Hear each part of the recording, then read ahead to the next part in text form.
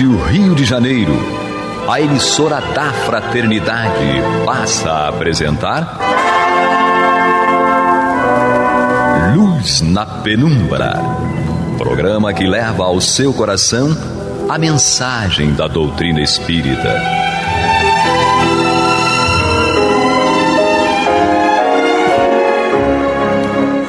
E com vocês, André Afonso Monteiro, para o estudo do livro A Gênese, da obra codificada por Allan Kardec. Olá, amigo ouvinte da Rádio Rio de Janeiro, a emissora da Fraternidade, a rádio que toda a família pode ouvir, programa Luz na Penumbra, estudo da obra A Gênese, comigo André Monteiro, e também aqui conosco, mais uma vez, nosso querido Alexandre Almeida. Seja bem-vindo, Alexandre. Olá, André, queridos ouvintes, internautas, Jefferson, votos de muita paz a todos. Hoje sem atropelos, né? Imagina. E ali na técnica, o nosso querido Jefinho. Amigos ouvintes, nós iniciamos o item 28 no último programa e vamos retomar aqui. Falamos só a primeira frase, então vamos aqui retomar para a gente não perder aqui a leitura e também o raciocínio. Lembrando que esse item 28, do capítulo 15, os milagres do Evangelho, da obra Gênese, está inserido no item numerosas curas de Jesus. Diz Kardec, é também pelo bem que faz que o Espiritismo prova sua missão providencial. Ele cura os males físicos, mas cura sobretudo as doenças morais. E esses são os maiores prodígios pelos quais ele se afirma. Seus adeptos, mais sinceros ou não, são os que foram impressionados pela visão dos fenômenos extraordinários, mas os que tiveram seu espírito tocado pela consolação. Os que são libertados da tortura da dúvida, aqueles a quem nas aflições ele levantou o ânimo, os que auriram forças na certeza do futuro que ele veio lhes trazer, no conhecimento de seu espírito, os que auriram forças na certeza do futuro que ele veio lhes trazer, no conhecimento do seu ser espiritual e do seu destino. Eis aqueles em que a fé é inabalável porque eles sentem e compreendem. Então esse parágrafo aqui é muito profundo para nós, né, Alexandre? Sim. Porque ele fala que os adeptos mais sinceros, ele não fala de todos não. Aqui é a primeira coisa que me chamou a atenção, né? Primeiro que o Espiritismo cura os males físicos, mas cura sobretudo as doenças morais. Nós chegamos a comentar isso. Alguma coisa a respeito no programa anterior. No programa anterior. Aí Kardec continua dizendo que os adeptos mais sinceros não foram aqueles que foram impressionados pelos fenômenos, mas sim o que tiveram a alma tocada pela consolação, que esclareceram as suas dúvidas, que tiveram as suas aflições consoladas, que tiveram o seu ânimo redobrado com o Espiritismo e que auriram forças na certeza da vida futura, da imortalidade da alma e de uma felicidade plena no amanhã. Então ele vai dizer que esses adeptos mais sinceros, eles não procuraram, né, mas continuaram, aprofundaram no Espiritismo por conta disso, porque eles ao final têm uma fé inabalável, porque eles sentem e compreendem. E aí a gente tem que ver se a gente se insere aqui nesses adeptos mais sinceros, mas não é o propósito, né? Certo. Mas você vê aqui, será que essa é a característica do verdadeiro espírita? Espíritas, amai-vos, eis o primeiro mandamento. Instruí-vos, eis o segundo. Me parece que resume, ou pelo menos, salvo o melhor juízo, nos dá uma ideia do que esse item sugere para reflexão. Me recordo do nosso querido Gerson Simões Monteiro, que uma vez chegou para mim e falou assim, chefia, sim, era assim, a chefia. O mestre disse o seguinte, vinde a mim e eu vos aliviarei. Aí ele enfatizava. Aí eu parei e eu nunca tinha refletido sobre essa passagem desta forma. Parece que eu estou vendo na minha frente ele com o dedinho rixe e enfatizando. Aliviarei, chefia. Ele disse assim, ó, deixa comigo que todos os seus problemas são meus, você não precisa fazer nada. Mas é através dele, vem a mim, dos seus ensinamentos, do seu exemplo, tentando colocar em prática, que nós vamos ficar aliviados, ou seja, não vamos estar tão pesados ali pelas dores físicas e morais. E aí, como o conhecimento nos liberta, nós vamos ter repertório, subsídios para trabalhar em prol de nós mesmos. Ajuda-te e o céu te ajudarás. Você vê que a lição é sempre a mesma, na sua essência, com um discurso adequado ao momento, ao fenômeno, ao local, às pessoas. Tem que haver essa proposta. O batei, para a porta abrir, para você achar, você tem que procurar. Nós já falamos disso, né, em lições anteriores. Você tem que ter a sua ação. E neste momento, o que Jesus está propondo aqui, olha, atenta que eu curava. Mas era interessante que você compreendesse também. Porque aqueles que foram curados, em tese, é possível que já tenham compreendido alguma coisa.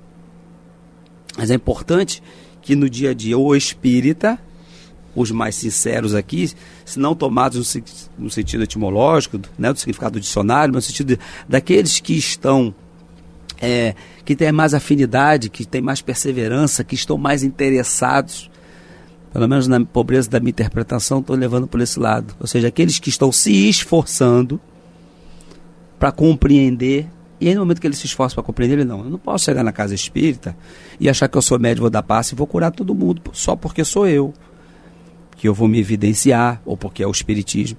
Eu tenho que compreender a história do outro, eu tenho que compreender o que é o passe, como aplicar o passe, onde eu posso aplicar, onde eu não posso. Vem a mim. Então, vou estar aliviado porque eu vou estar com menos pontos de interrogação, ou pelo menos com resposta para todos eles. O que eu posso fazer na casa espírita? Né? Sim. Quando, onde, a quem eu posso atender, de que forma eu posso atender. Então, seus mais sinceros adeptos não são aqueles que foram atingidos pelas observações de fenômenos extraordinários. Nós falamos de Pedro. E é verdade, ele mandou ir ali, a barca se encheu de peixe. Mandou andar sobre as águas. Vamos ficar, faz de novo. Eu quero mais. Não, peraí, o que está por trás disso? Ele me chamou a atenção. Para quê?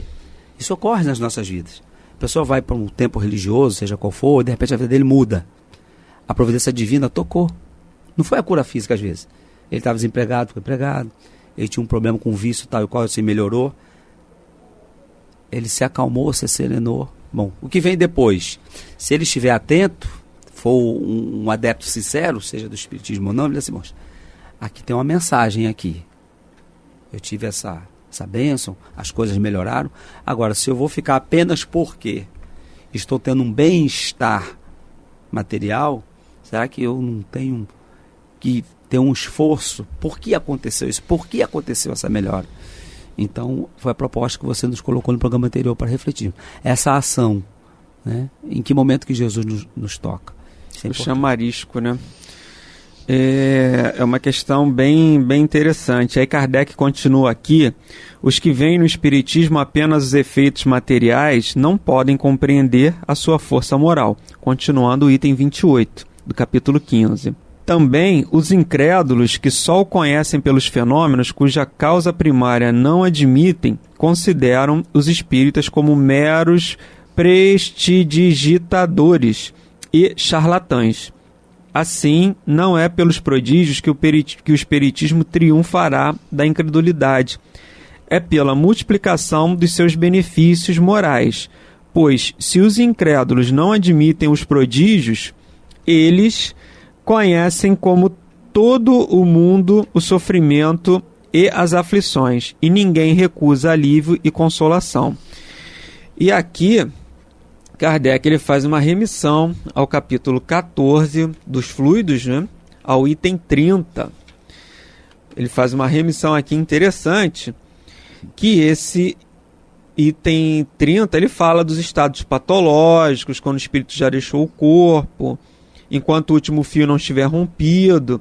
Então ele fala que faz alguma remissão que é interessante para a nossa leitura, prolongamento de vida. E naquelas pessoas que estão ali já quase desencarnadas, mas não estão ligadas por algum laço ao corpo físico.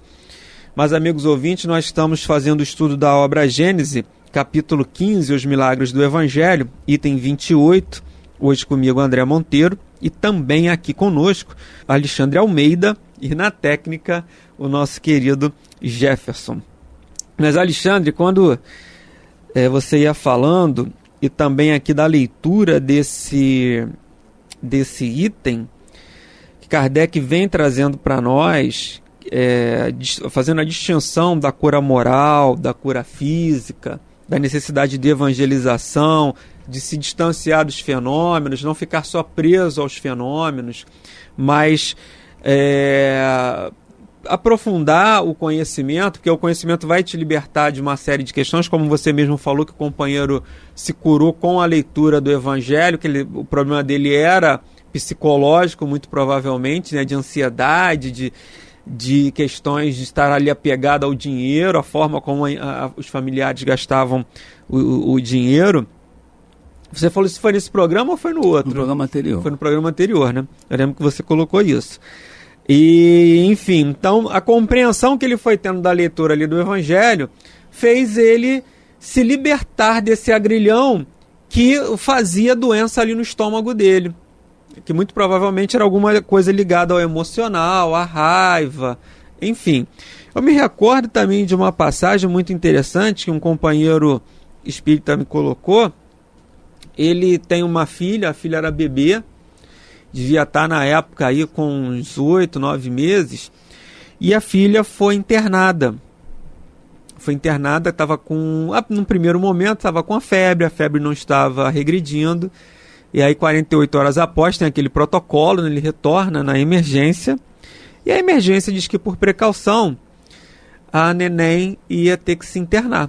Então a esposa ficou acompanhando, ele volta para casa para pegar ali as coisas, deixa a esposa, leva as coisas para a esposa precisava de roupa, de alguns utensílios para ter que ficar no hospital, e ele vai para casa. Então ele dorme, quando ele acorda, ele pega uma mensagem assim: a princípio a filha ia ficar internada por precaução. Nossa filha está no CTI. Oi, bom dia, está tudo bem, mas nossa filha está no CTI. Então quando ele pegou aquela mensagem, e a gente tem que ter o maior cuidado com as mensagens, né? Ele já ficou meio, né, desesperado. E ele tinha combinado de ir na parte da manhã, ficaria ali na parte da manhã revezando com ela, até para ela poder tomar banho, para ela poder fazer a alimentação dela, a higiene dela. Então havia esse revezamento, que tinha que ficar alguém ali com a filha. Quando ele já chegou meio, né, já saiu meio triste. E quando ele chega no quarto, ele relatou que ele viu assim uma imagem muito ruim, porque era uma bebê, né, uma neném, ali não tinha nem um ano ainda, e ele falou que assim, eles tiveram que furar a veia dela, aí não conseguiram, de uma mão não conseguiram na outra, não conseguiram só foi conseguir furar a veia do pé. Então estava toda enfaixadinha porque tentaram espetar a veia da menininha. Num pé estava o soro e no outro pé estava o oxímetro ali para verificar a oxigenação, né? E mais também o oxigênio, porque ela estava com um princípio ali de uma questão ligada a uma doença respiratória. E viu a neném assim muito fragilizada, né, com aquela expressão ali muito abatida. E ele falou que caiu no choro. Começou a chorar, falou assim: a minha filha vai morrer, como é que vai ficar a minha vida, como é que vai ficar meu mundo, né? Meu mundo vai acabar. E ele começou a chorar, assim, entrou pro banheiro, a esposa: mas o que está acontecendo? Ele falou assim: você saiu daqui, estava tudo bem, ia ficar por precaução. Aí você me liga dizendo que está no CTI, né? Eu já venho abalado. Chego aqui e vejo essa cena, porque aí depois ele foi explicado que tentaram furar um pulso, não conseguiu. Então ele ficou assim muito desestabilizado. Aí ele ficou lá no quarto, a esposa saiu para fazer a refeição e quando ela voltou ele desceu. Ele falou que estava assim desnorteado, né? Não sabia o que fazer. E aí ele falou que, meu Deus, o que eu vou fazer? Ele desceu, foi pro meio da calçada do hospital e falou que tava um calor, era tipo assim, acho que janeiro ou fevereiro, numa época de verão. E ele falou que aquele sol ali, acho que batendo na cabeça dele, ele começou a refletir. Acho que aquele sol... É engraçado ele contando, hoje a gente dá risada, né? Ele falou assim, André, eu não sei, eu comecei a pensar. Eu falei, você pensou em quê? Eu falei, eu comecei a pensar no que a gente aprende no Espiritismo. Que Deus é a causa de tudo. Então ele falou que, primeiro, você é um filho de Deus. A sua filha também é uma filha de Deus. E nós não somos privilegiados, isso aí ele me contando, né? Para não passar pelas dificuldades, porque a todo instante tem um filho de alguém que está passando por uma necessidade, ou alguém está sofrendo uma expiação, uma prova muito dura. E ninguém é privilegiado de se ver livre dessas experiências. Então ele falou assim, se Deus existe, e pensando, e tem os atributos, Deus é bom, justo, ele está regulando essa situação que a gente aprende na Gênese, nos atributos aqui, que é bem dissecado por Kardec. Se a minha filha está passando por isso, é uma necessidade da programação espiritual dela, reencarnatória dela. Porque a gente também aprende isso na lei de causa e efeito, na lei de ação e reação, programação espiritual. E se eu sou o pai dela, é porque eu também, se ela vier desencarnar, porque eu também tenho algum compromisso com isso. Então ele falou que depois disso, ele ficou mais aliviado. Que quando a gente estuda, por que eu me lembrei disso? Kardec está falando isso, né? Porque o Espiritismo, ele vai dizer, os adeptos mais sinceros, eles não foram impressionados pela visão do fenômeno. A gente pode até ter chegado lá por conta disso, ou pela dor. Mas ele vai dizer, né? Tiveram o seu espírito tocado pela consolação. Então ele falou que ao se lembrar disso, ele se aliviou, ele se consolou. Os que são libertados da tortura da dúvida. Então ele não tinha mais dúvida. Ele falou assim, vai morrer o corpo, mas o espírito é imortal. Ela não vai deixar de ser minha filha, eu não vou deixar de ser pai dela, a gente não vai deixar de se amar, porque o espírito permanece. Então tira a dúvida da morte, né? Isso. Afasta a dúvida. E aqueles aqui nas aflições levantou o ânimo, porque ele estava aflito. Você não comentou no início que ele disse assim, o que vai ser da minha vida? O que vai ser da minha vida? Vou perder, né? Vou perder o meu... Tô fazendo aqui entre aspas, tá, pessoal? Só o Jefferson e o Alexandre que estão vendo. Mas vou perder a minha filha. Como é que vai ser daqui para frente? Então ele foi libertado da dúvida e das aflições. E aí ele ganhou força. Quando ele subiu, Alexandre, aí que é a cereja do bolo da história. Quando ele sobe mais aliviado, mais consolado e confortado, e mais com a fé no futuro... Kardec finaliza aqui, com a fé inabalável, porque eles sentem, compreendem, ele já só, a fé dele, ele ganhou ânimo, ganhou esperança, ele entra no quarto mais equilibrado, mais harmonizado, que ali também tem uma série de energias e de espíritos que estão ali em volta, né? Muita dor, muito sofrimento no hospital. Ele começa a conversar com a esposa, e a esposa diz o seguinte, você está vendo, porque os quartos ali você via a movimentação dos encarnados, né? Aí a esposa fala assim, você viu aquele companheiro, aquele rapaz ali? Eu falei, eu vi. A filha dele é recém-nascida, 21 dias de vida, é a 9ª cirurgia cardíaca que ela passa. E a esposa está em casa com síndrome, com depressão pós-parto. Meu Deus. E o rapaz, assim, ele contando, né, Alexandre, que o rapaz numa animação, ele falou assim, depois disso, eu não tenho direito de reclamar de nada, de pedir nada. A mensagem da esposa estava correta, né? Tá tudo bem. A mensagem dela estava tudo bem, porque o problema dele era mínimo em relação ao problema daquele companheiro ali. 21 dias, meu Deus, o bebê dele, 9ª cirurgia cardíaca. E ele, assim, com o maior, passava assim animado, né? Ele contando, ele narrando. Então ele viu assim, meu problema não é nenhum diante daquele caso. Você vê, André, que nós agradecemos compartilhando conosco a experiência desse seu amigo, quanto nós estamos aprendendo. E ele, quando refletiu, se recordando da doutrina espírita. É exatamente isso que nós acabamos de ler. O fenômeno, ele pode estar inserido aí. De repente, do relato dele, ele poderia ter narrado que viu uma entidade, e a gente explicar o que é aquilo, como que acontece. Mas a essência, a proposta, como devemos nos comportar, o porquê que aquilo está acontecendo, é o que importa. É onde Kardec vai dar essa ênfase. Ao espírita que vai se concentrar nesse aspecto. E aí eu me lembro mais uma vez o nosso irmão José Raul Teixeira. Ele falou, às vezes, quem não conhece ou quem persegue o espiritismo quer provas. E ficam os espíritas correndo de um lado para o outro querendo dar provas. Para quem não quer provas. Muitas vezes só quer perturbar, só quer atacar. Então, qual deve ser a proposta? É isso aí. Quando você relata o exemplo do seu amigo, de algo que com certeza durou horas, mas que através do seu relato, em alguns minutos, nós conseguimos aqui imaginar e absorver aprendizado, nós estamos aprendendo muito mais do que simplesmente ver um fenômeno. Sim. Que às vezes nós não vamos compreender ou vamos negar. Como disseram para Kardec, os espíritos disseram, ainda que nós chegássemos e provássemos para o mundo todo o que é como é, ainda assim teriam que dizer assim, não acredito. Os céticos. Exatamente. Então é importante os detratores. Que a doutrina espírita tenha esse alicerce do vinde a mim e eu vos aliviarei, como diz o nosso irmão. É verdade, porque o fenômeno, Alexandre, amigos ouvintes, internautas, ele é efêmero. Bem o colocado. que ele vai te proporcionar é uma questão efêmera. E aí, mais uma vez, a gente se recorda da mulher de Betsaida, do poço, da samaritana, que era mulher e era samaritana, então ela sofria ali a dupla discriminação.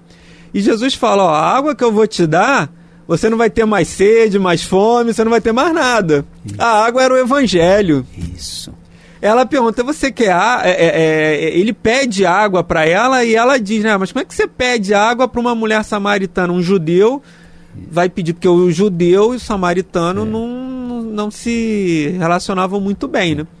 E aí ela diz, como é que você pede água? Eu falei assim, ele, no transcorrer do diálogo, ele diz isso, né? A água que eu te der, você não vai ter nem mais fome, nem mais sede, nem mais frio, não vai ter mais nada. É mais ou menos assim que transcorre.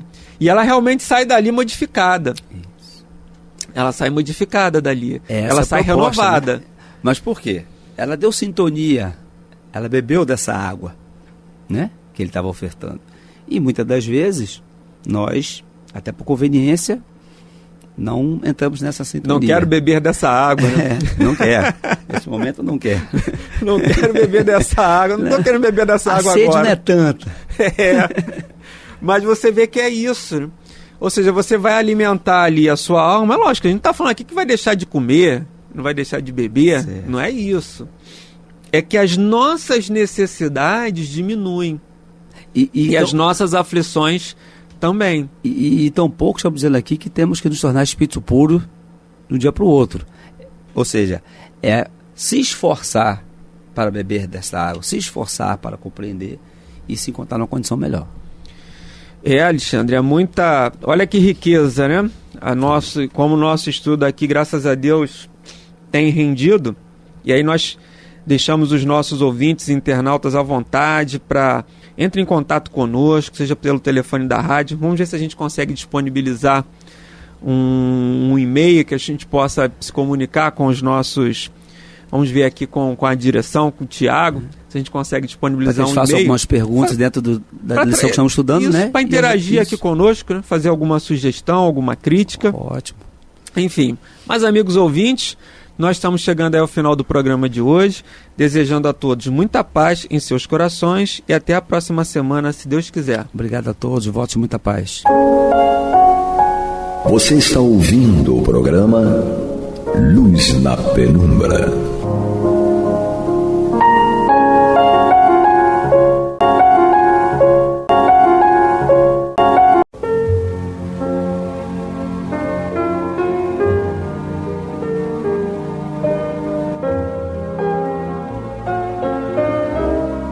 A Rádio Rio de Janeiro está levando ao seu lar e ao seu coração a mensagem consoladora da doutrina espírita, através do programa Luz na penumbra.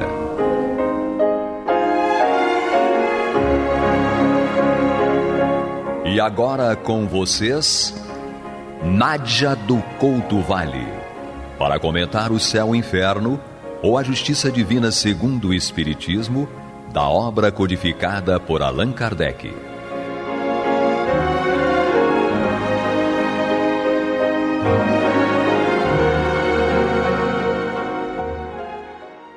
Amados amigos, amigas, internautas e ouvintes, que a paz de Jesus permaneça conosco hoje e sempre. Continuamos o estudo desta segunda parte desta obra. Estamos no capítulo 2, que trata dos espíritos felizes, na classificação que lhe fez Allan Kardec, nosso querido codificador.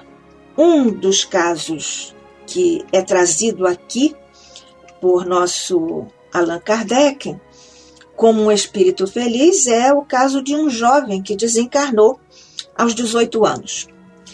A morte ou a desencarnação de pessoas jovens por doença ou mesmo por outras causas é sempre um motivo e é causa de muito desespero, às vezes até de revolta contra Deus, por parte da perspectiva humana de que aquela pessoa está perdida para sempre, que aquele é um adeus definitivo.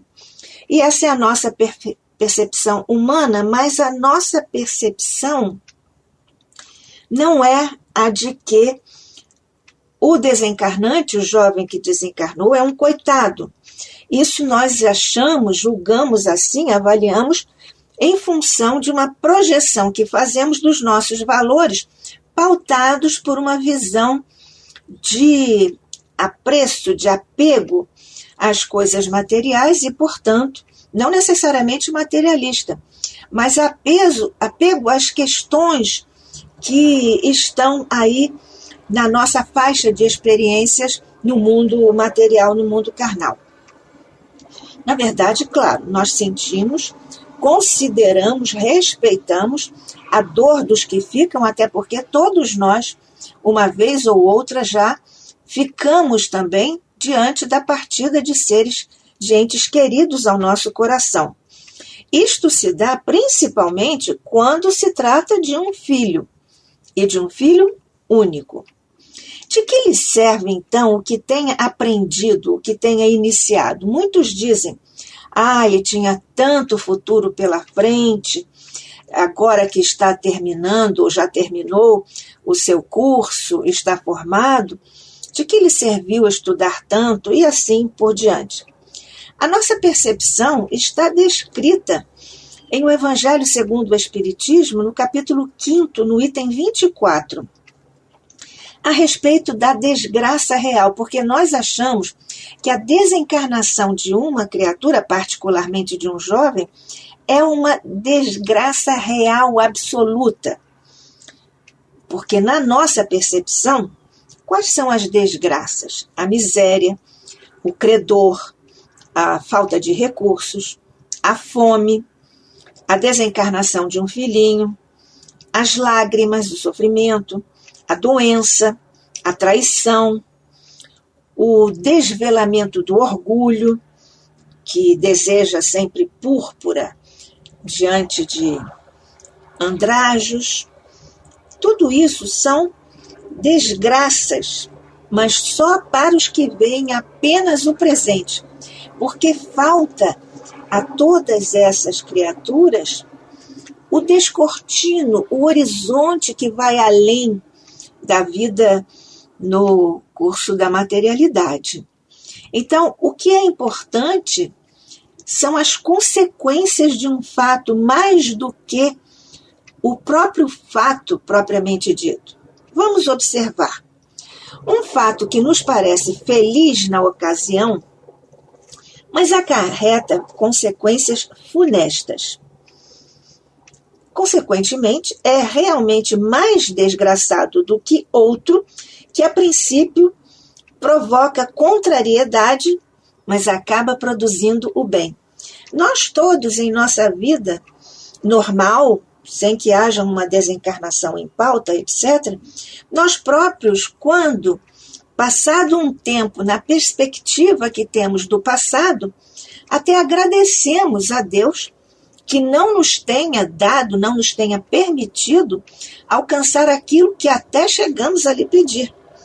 Porque nós vimos as consequências. Naquele momento, para nós é uma coisa imprescindível, praticamente até a felicidade.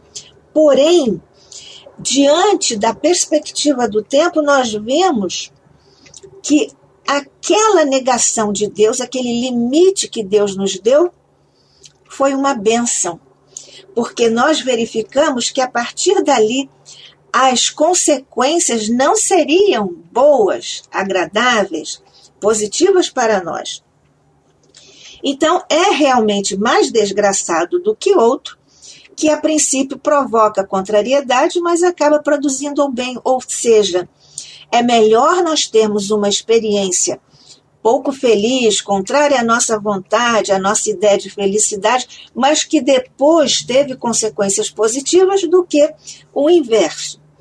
Nós devemos ainda, e sempre aprendemos muito nas lições da natureza, então, relembrando isso, observamos que quando chega a grande tempestade, ela arranca árvores, mas ao mesmo tempo ela faz um saneamento, uma limpeza.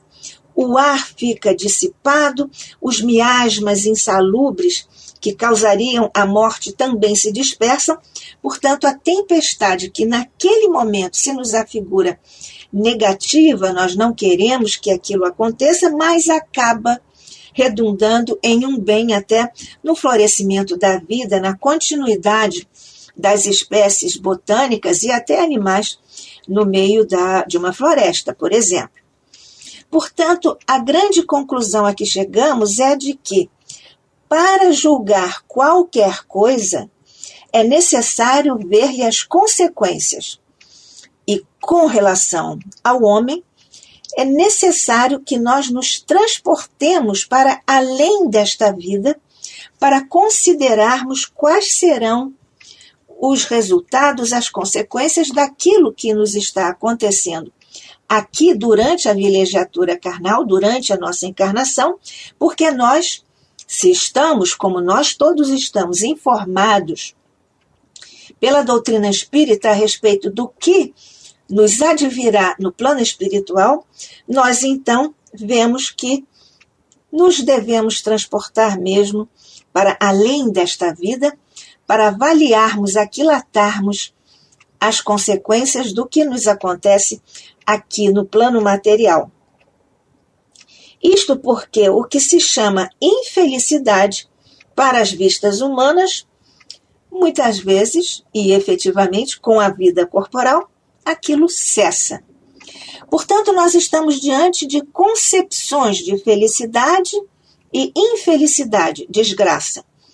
Isso para o espírito que paira no alto será, então, a grande desgraça do espírito que vê além desta vida. Qual é a grande desgraça?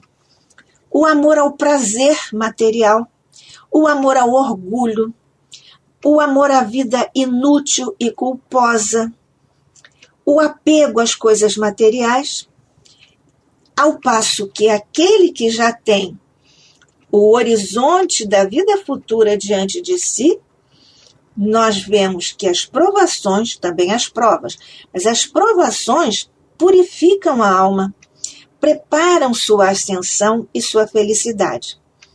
Aquele que está oprimido pela adversidade pode esperar, erguer o olhar confiante para o céu e considerar que as alegrias deste mundo, as riquezas, as paixões deste mundo enfraquecem a alma, ativam na alma um certo destino, uma certa vibração para uma outra vida de amargas decepções.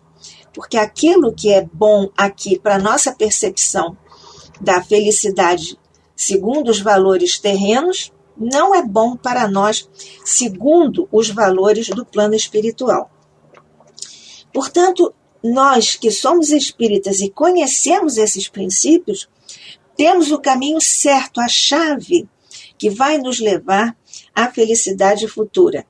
Isto porque temos conhecimento das leis universais, posto que a ignorância das leis universais faz-nos ter aversão aos nossos males e, portanto, à dor. Isto significa que quem desconhece as leis universais está numa postura de estar contrário, estar definitivamente contra os nossos males, aquilo que é considerado na percepção humana da terrestre, os nossos males. Portanto, está completamente divorciado ou tem aversão à dor. Mas, afinal, qual é o papel da dor? Na verdade, Leon Denis, nosso grande filósofo-poeta, em sua fascinante obra Depois da Morte, nos diz que é no crisol da dor que se depuram as grandes almas. Porque, fundamentalmente, todos nós chegamos até a odiar a dor. Pietro Baldi nos diz, numa frase primorosa, mas que tantas vezes nos toma assim por assalto, quase que sendo uma espécie de incoerência, diz-nos Pietro Baldi: abraça fraternalmente a tua dor. Nós estamos aqui, não obstante, falando da dor como um valor especial para a nossa evolução, mas estamos em clima de fraternidade, de alegria, que é o Evangelho de Jesus e, consequentemente, o Espiritismo, aqui pela Rádio Rio de Janeiro, a emissora da Fraternidade. Eu sou Nádija do Couto Vale, estudando com você, amigo, amiga, ouvinte, internauta, esta obra, O Céu e o Inferno, ou A Justiça Divina segundo o Espiritismo, e estamos falando, no capítulo dos Espíritos Felizes, o caso de um jovem, Maurice Gontran, que desencarnou aos 18 anos. Estamos tecendo esses comentários em torno do que é uma desgraça real, uma desgraça que aqui no plano material é considerado como tal, mas no plano espiritual pode nos render muitas vitórias e muitas alegrias no plano espiritual. Por falar em Leon Denis, nós temos aqui nessa obra, Depois da Morte, nós temos no subtítulo Resignação na Adversidade, nós temos algumas posições, reflexões rigorosamente preciosas, como tudo que vem de Leon Denis é precioso. Então, ele nos diz aqui em Depois da Morte: a dor, sob suas múltiplas formas, é o remédio supremo para as imperfeições, para as enfermidades da alma. Sem ela, não é possível a cura. Neste momento, nós vemos, assim como as moléstias orgânicas são muitas vezes resultantes dos nossos excessos, assim também as provas morais que nos atingem são consequências das nossas faltas passadas. E mais à frente, segue Leon Denis: a adversidade é uma grande escola, um campo fértil em transformações. Sob seu influxo, as paixões más convertem-se pouco a pouco em paixões generosas, em amor do bem. Nada fica perdido, mas essa transformação é lenta e dificultosa, pois só pode ser operada pelo sofrimento, pela luta constante contra o mal, pelo nosso próprio sacrifício. Graças a estes, a alma adquire a experiência e a sabedoria. Nós vemos aqui, pelos valores superiores para o espírito, que nos são engendrados, que nós podemos criar quando enfrentamos fraternalmente, como quer Pietro Baldi, a dor. E ainda diz Leon Denis, a ignorância das leis universais faz-nos ter aversão aos nossos males. Se compreendêssemos quanto esses males são necessários ao nosso adiantamento, se soubéssemos saboreá-los em seu amargor, não mais nos pareceriam um fardo. Porém, todos odiamos a dor e só apreciamos a sua utilidade quando deixamos o mundo onde se exerce o seu império. Ela faz jorrar de nós tesouros de piedade, de carinho e afeição. Esses que não a têm conhecido estão sem méritos. Sua alma foi preparada muito superficialmente. Nesses, coisa alguma está enraizada, nem o sentimento, nem a razão. Visto não terem passado pelo sofrimento, permanecem indiferentes, insensíveis aos males alheios. Aqui, um lembrete para o exercício da nossa fraternidade. E segue Leon Denis. A prova é uma reparação necessária, aceita com conhecimento de causa por muitos dentre nós. E nós sabemos isso porque participamos da elaboração da nossa ficha, chamada ficha kármica ou ficha da reencarnação. E nós vemos como nossos mentores nos ajudam a fazer o desenho da encarnação em benefício de nossa evolução. Voltando a Leon Denis, nós vemos que ele continua nesse subtítulo, Resignação na Adversidade, quando ele nos fala sobre a dor. Continua nos falando sobre a dor. Diz ele, só a dor pode abrandar o nosso coração, avivar os fogos da nossa alma. É o cinzel que lhe dá proporções harmônicas, que lhe apura os contornos e a faz resplandecer em sua perfeita beleza. Uma obra de sacrifício, lenta, contínua, produz maiores efeitos que um ato sublime, porém insulado, porém sozinho. E ele ainda nos fala, se há prova cruel, essa é a perda dos entes amados. É quando um após outro os vemos desaparecer, levados pela morte, é quando a solidão se faz pouco a pouco em torno de nós, cheia de silêncio e trevas. E faz ainda muitas outras poéticas observações a esse respeito. E mais à frente, Leon Denis ainda reflete a respeito dessas questões. Essas partidas de todos os que nos são caros são outros tantos avisos solenes. Arrancam-nos do egoísmo, mostram-nos a puerilidade das nossas preocupações materiais, das nossas ambições terrestres e convidam a nos prepararmos para essa grande viagem. A morte dos filhos também é fonte de amargos dissabores. E ele segue falando de como um pai e uma mãe não poderiam, sem grande mágoa, ver desaparecer o objeto de sua afeição, e todos nós compreendemos muito bem esse quadro de sofrimentos na Terra, que, segundo alguns, é de tal ordem profundo, doloroso, que não existe uma palavra na língua, pelo menos na língua portuguesa, para designar a situação de um pai ou de uma mãe cujo filho desencarnou.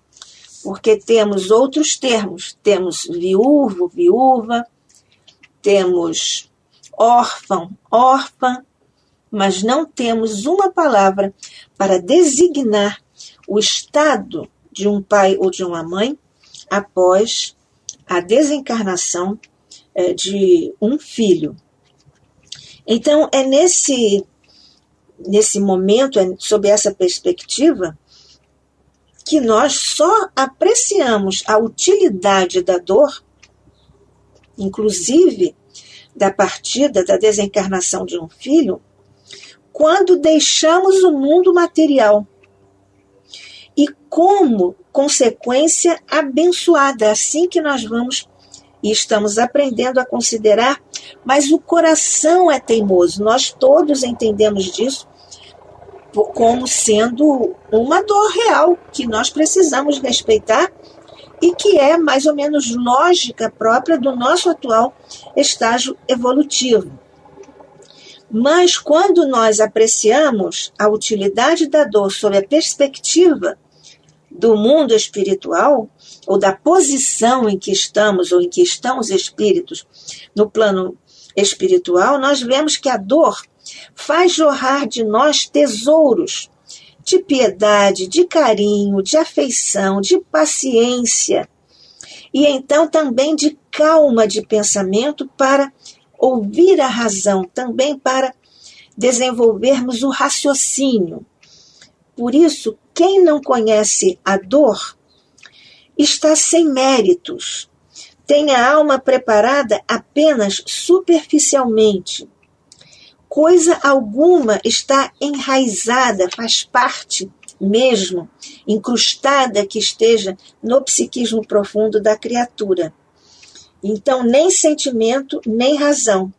E assim a pessoa que não conhece a dor permanece indiferente, insensível aos males alheios.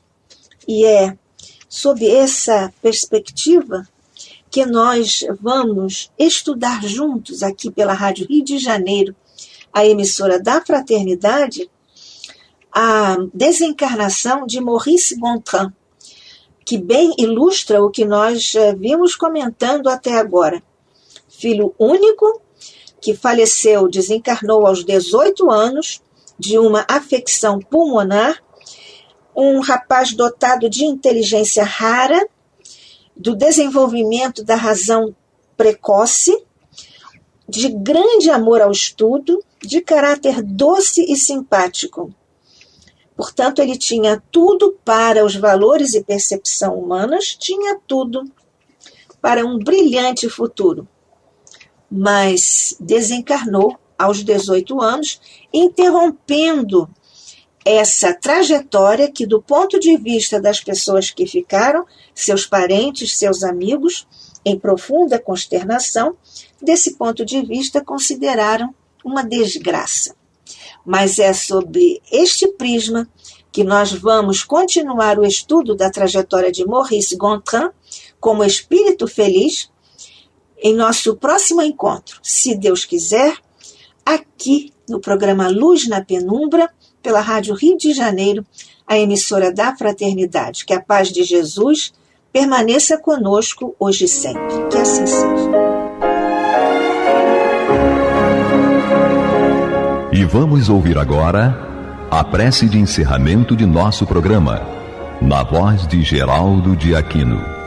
Jesus, dá-nos coragem para a luta, piedade para os insultos e misericórdia para as injustiças e ingratidões. Limpa nossa alma de inveja e ambições mesquinhas, de ódio e de vingança o nosso caminho. E que dentro em pouco, ao recolher-nos de novo ao calor do nosso leito, para que o sono nos dê a paz e o esquecimento das tristezas humanas, possamos sentir, Senhor, no mais íntimo de nosso ser, a doçura indefinível do Teu amor e a grandeza incomparável da Tua divina presença. Que assim seja.